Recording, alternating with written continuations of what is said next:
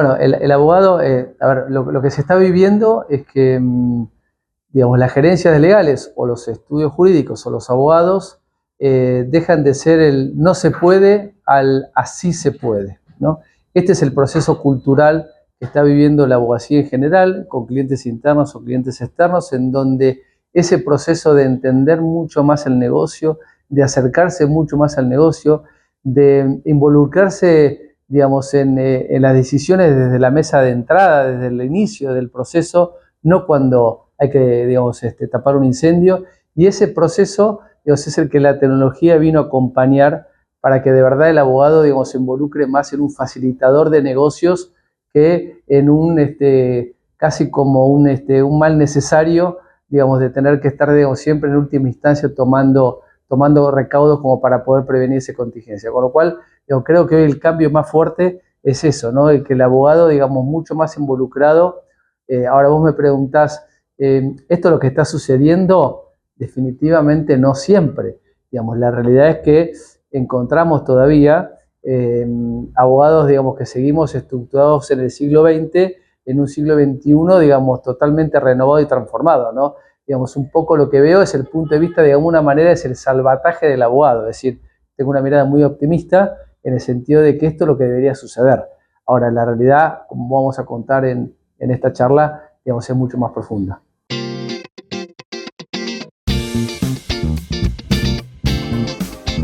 Te voy a ser muy franco. La inteligencia artificial absolutamente sí, digamos, forma parte del presente, no del futuro. Hoy ya es elocuente ver, digamos, cómo esta herramienta, especialmente en el modelo generativo, en el modelo conversacional, cómo nos está permitiendo resolver, digamos, situaciones muy concretas como investigación jurídica, como redacción de contratos, como contraste de documentación. En ese sentido, definitivamente hoy nos está cambiando la profesión contundentemente. Con respecto a las automatizaciones, y ahí diría la IA agéntica, es la que, digamos, yo estoy promoviendo mucho este año. Creo que los agentes están de verdad conmoviendo no solamente la profesión de la abogacía, sino, como yo llamo, todas las tareas de oficina, ¿no? Digamos, agentes que puedan manipular tu computadora y realizar tareas que, digamos, son reiterativas, que no tienen demasiado valor y que las puede automatizar un agente de IA. Esto es lo que está sucediendo y el impacto para mí es incluso mucho más relevante que la IA generativa. Me hablas de blockchain, ahí tengo una mirada, tal vez sí creo que está un poquito sobredimensionado. Sí, por supuesto, el blockchain como una cadena de trazabilidad de datos respecto a contratos inteligentes vinculados, por ejemplo, al mundo fintech, al mundo de las finanzas, probablemente sí, realmente sea una herramienta muy potente, no en contratos corporativos, no en el día a día. Me parece que ahí sí tengo una mirada un poco más, más que de verdad se está sobredimensionando. Y el mundo de Legal Tech, a ver, te tiro un dato, digamos, 2025 la industria Legal Tech en el mundo era algo así como 38.100 millones de dólares. Los últimos 3 años se invirtió en tecnología legal 10.000 millones de dólares, que más o menos es un presupuesto anual de todos los poderes judiciales de la Argentina. Ahora, me preguntás en Latinoamérica viene un poquito retrasado, 1.700 millones es el negocio de LegalTech en Latinoamérica, pero con algo muy positivo, que lo que se espera para los próximos años es de triplicar en la industria. Sin embargo, se ve también a nivel mundial que el interés, el apetito de los inversores está mucho más puesto en el mundo que en Latinoamérica. Eso también es cierto y eso también puede tener un impacto. Ahora, todo esto te lo son datos que podría darte una opinión hace un par de semanas. Ahora, con las cosas que pasaron las últimas semanas, donde alguna inteligencia artificial ha tenido un impacto tan fuerte en el mundo legal como Claude, me parece que el mundo Legal Tech también se está reconvirtiendo muy fuertemente y tal vez vamos a ver en los próximos meses alguna concentración. Empresa como Harvey, por ejemplo, que nació hace apenas 3 años, hoy vale 5.000 millones de dólares y factura 70 millones de dólares. Hoy, más allá de que se haya conectado como artefacto a Claude, creo que, digamos, su futuro, digamos, tiene otras dimensiones, por ponerlo en algún término tal vez no tan negativo. Y la verdad, pero lo que veo también en el mundo Legal Tech, que lo que está pasando mucho es la solución quiere encontrar el problema en vez del problema encontrar la solución. Es decir, lo que se está viendo mucho es de que la construcción de soluciones vienen del lado de la tecnología y no del lado del derecho. Entonces eso hace a veces que finalmente el resultado, la funcionalidad, la eficiencia, no la estamos cristalizando como debería suceder. Entonces me parece que también ahí hay una necesidad de que sea al revés el proceso.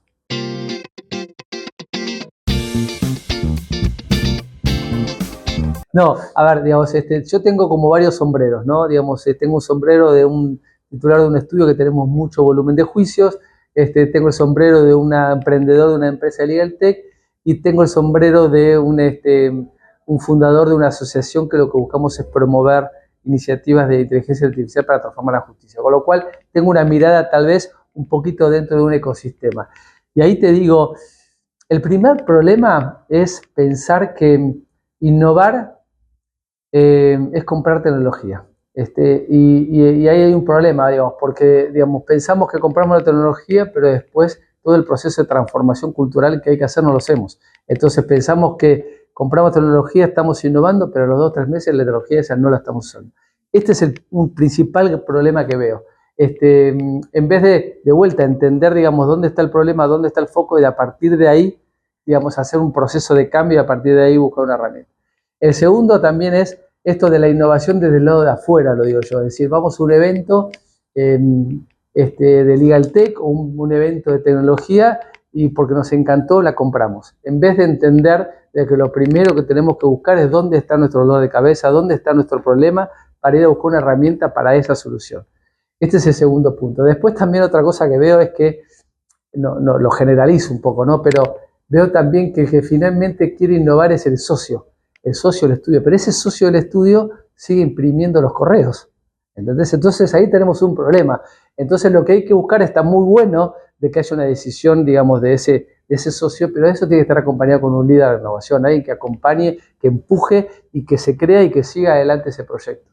Y después otro tema que también veo es, los abogados nos cuesta los datos, las métricas, los KPI.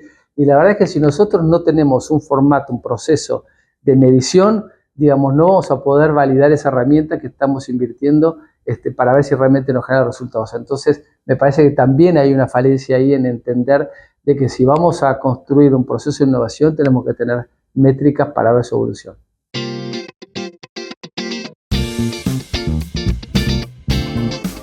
Es increíble, ¿no? Cómo va evolucionando. Me lo preguntabas hace 6, 7 meses, te diría, si me escuchás por ahí, seguramente lo decía muchas veces.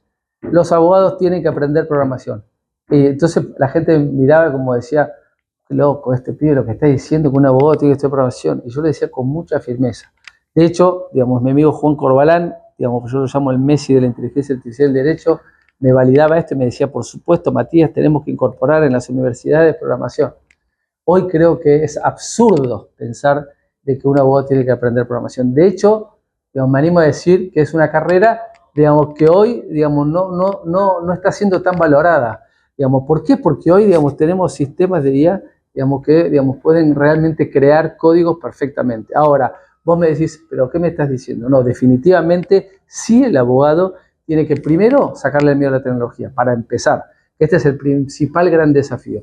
Y después, por supuesto, que tiene que tener conocimientos técnicos de, digamos, entender lo que significa una API, entender lo que son los datos, cómo se estructura un dato, entender, digamos, la dinámica de un sistema algorítmico, entender un modelo de lenguaje, cómo funciona, por supuesto que sí, y tiene que acercarse a ese proceso. Pero definitivamente no en el punto de pensar de que tiene que estudiar programación. El otro día hablaba con Ceci Danesi, que también es una experta en esto, y me contaba de que ellos incorporaron en la UBA, yo no me acordaba, en 2018, una materia de inteligencia artificial en la UBA, con lo cual, digamos, Argentina también ha tenido, digamos, cosas muy interesantes en ese sentido. Pero a tu respuesta, lo que tienen que saber es primero sacarle el miedo a la tecnología.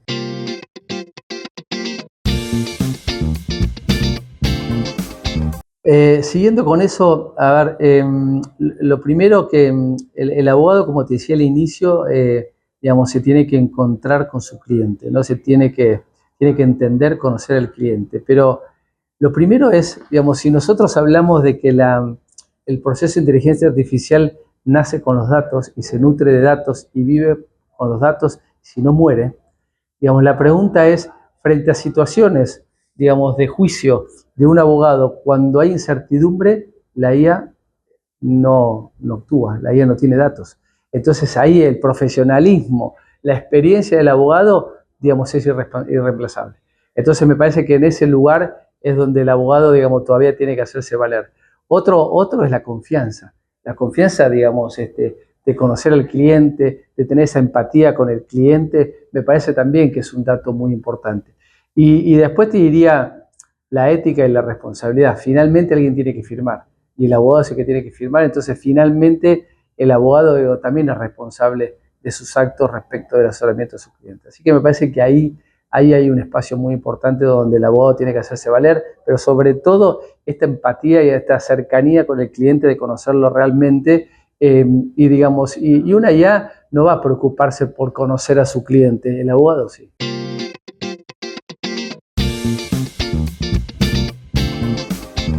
Yo creo que los estudios, a ver, la economía en general, digamos, respecto de brindar servicios, eso está en un gran proceso de transformación. Y los estudios jurídicos grandes con muchos servicios y mucho volumen también. Entonces, lo primero que me imagino es que grandes estructuras de estudios jurídicos con muchos abogados junior va a desaparecer. Para mí muy rápidamente. Definitivamente, charlábamos hace un rato también. La facturación por hora también está en crisis, así que no me imagino estudios grandes, me imagino estudios más tipo boutique, digamos, conectados con procesos tecnológicos, digamos, donde realmente aquellos estudios puedan escalar desde un ámbito boutique hacia escalar en cuanto a volumen de negocio muy apalancado con plataforma de tecnología. Eso lo veo, y en nuestro caso lo estamos viviendo actualmente, digamos, en nuestra propia estructura. Y después en el medio hay, digamos, va a haber, digamos, abogados muy tecnológicos. Eso es lo que yo espero que haya. Abogados realmente individuales, digamos, pero muy cerca de la tecnología, donde puedan aprovecharla para brindar un buen servicio y aprovechar ese espacio, ese tiempo, esa energía en conocer mucho más al cliente. Así me lo imagino. Digamos, veremos en 10 años qué pasa.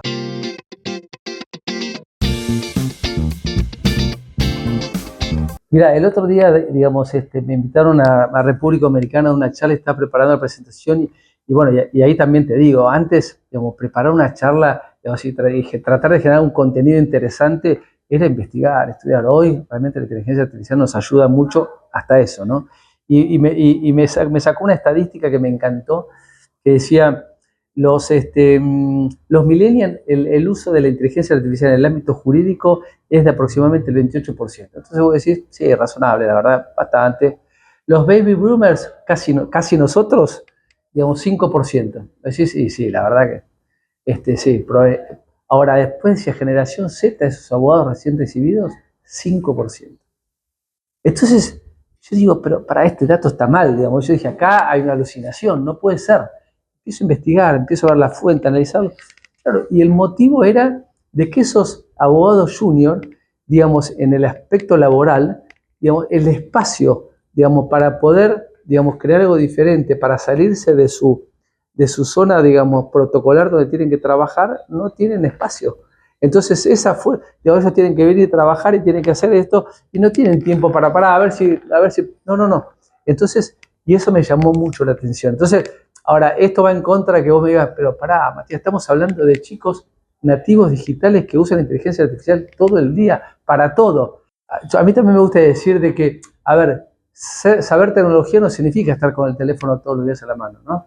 Digamos, hay que tener un conocimiento, hay que tener, digamos, profundidad, entender cómo se estructura la inteligencia artificial, con lo cual el principal desafío para mí es, obviamente, un profundo conocimiento tecnológico, que no va hacia la programación que hablábamos, sino hablar de entender lo que es una base de datos. Digamos, hay abogados hoy que asesoran de privacidad, pero no saben cómo es un registro de datos. O, digamos, redactan un contrato de software, pero no conocen el ciclo de vida de un software. Entonces, me parece que el abogado, y sobre todo el abogado joven, digamos, tiene que en algún punto ser multidisciplinario y muy conectado con la tecnología. Me parece que esa es la forma. Y te decía hace un rato, hoy el desafío de las empresas o estudios jurídicos, si se presenta un abogado recién recibido para hacer tareas rutinarias, no lo va a contratar porque esas tareas ya las está haciendo la inteligencia artificial. Ahora, si el que se presenta es un abogado de lo que viene es a desarrollar un proceso de mejora, digamos, para automatizar ese proceso, seguramente sí. Entonces el abogado joven ahí es donde tiene que ir direccionado sus conocimientos. Y después, muy importante, me parece que hoy yo también tengo una mirada, hay un libro que leí de Richard Susskind, el inglés que se llama, bueno, él escribió el abogado del futuro, pero hay una que lo escribió con el hijo que se llama El futuro de las profesiones. Y pone, digamos, en manifiesto la crisis de las profesiones en el sentido de que las profesiones en sí mismo, que son de alguna manera un espacio donde esa persona se entrenó para un conocimiento específico, que es esa profesión, hoy el conocimiento por sí solo es un Google, es un ChatGPT, digamos, ya no tiene ese valor. El valor está en qué se hace con ese conocimiento, ¿no? Entonces me parece que ahí es donde tenemos que trabajar.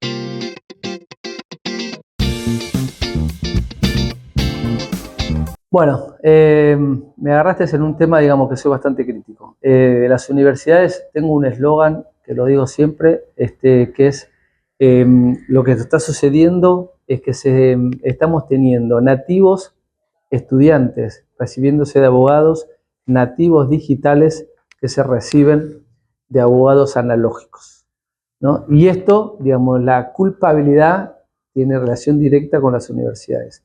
Ahora, vos me decís, ¿cómo le estás dando duro a las universidades de grado? Por suerte en Argentina, digamos, tenemos una oferta de posgrado muy interesante, de verdad muy interesante, y te lo digo con conocimiento de causa, respecto de Latinoamérica y del mundo. Por suerte eso de alguna manera, digamos, es un paliativo para ese proceso. Sin embargo, yo el año pasado en una charla, digamos, tuve la oportunidad de moderar y estaba el decano de las 3 universidades más importantes privadas argentinas.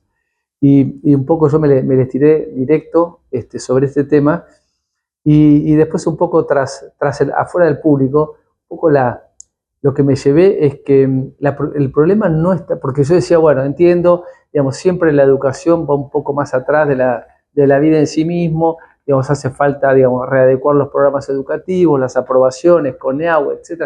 Entonces, de alguna manera, yo siempre lo justificaba desde ese lugar. ¿Y sabes cuál fue la respuesta, digamos, de todos los decanos? Es, no, Matías, el problema lo estamos teniendo en los profesores. Los profesores no estamos logrando que hagan ese proceso de transformación, entonces no le está llegando lo que le tiene que llegar a los alumnos.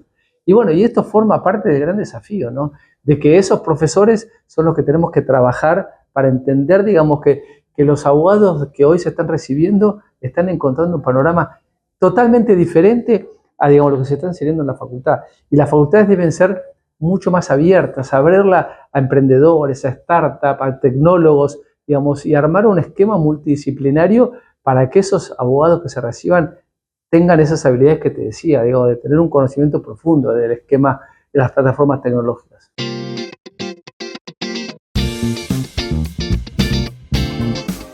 Es buenísimo eso. Vos sabés que dentro de uno de mis proyectos de mis negocios, digamos, venimos desarrollando muchos procesos de automatización, ¿no? Entonces, muchos colaboradores míos están trabajando, digamos, como desafío a automatizar procesos. Y uno hace poquito me dijo algo que me encantó porque fue tan sincero y me dijo, es como que él estaba en la duda de decir, che, yo estuve un fin de semana, digamos, con Claude haciendo un proceso de automatización para una de las áreas y después tenía la sensación de, pero yo se lo digo a mi compañero, a mi colega, que lo hice tan fácil y me resolvió tanto, porque finalmente me estoy igualando, entonces mi valor agregado, ¿dónde está? Pero me lo dijo con tanta sinceridad que me encantó y es verdad lo que pasa. Ahora vos me preguntás, y un poco sigue esto en línea con lo que te decía el conocimiento. Obviamente hoy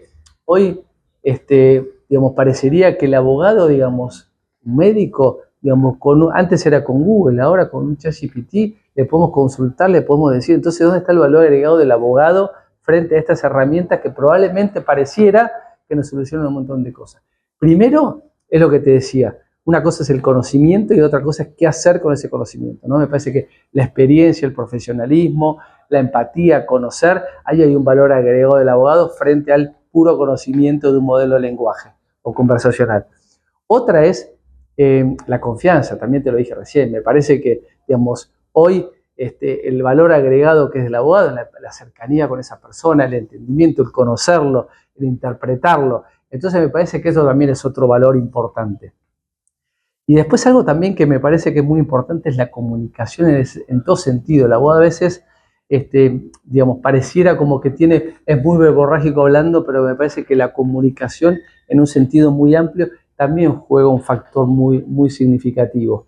Nada, lo veo desde ese lugar, ¿no? Digamos que entender esta como otras profesiones, que esos son los espacios donde el abogado se tiene que destacar, ¿no? Ahora, vos me decís, también hay una frase típica, digamos, el que te va a reemplazar no es la inteligencia artificial, sino que es el abogado que utiliza la inteligencia artificial, ¿no? Esto lo decíamos hace 2 años, parecía muy divertido, hoy es una obviedad, ¿no?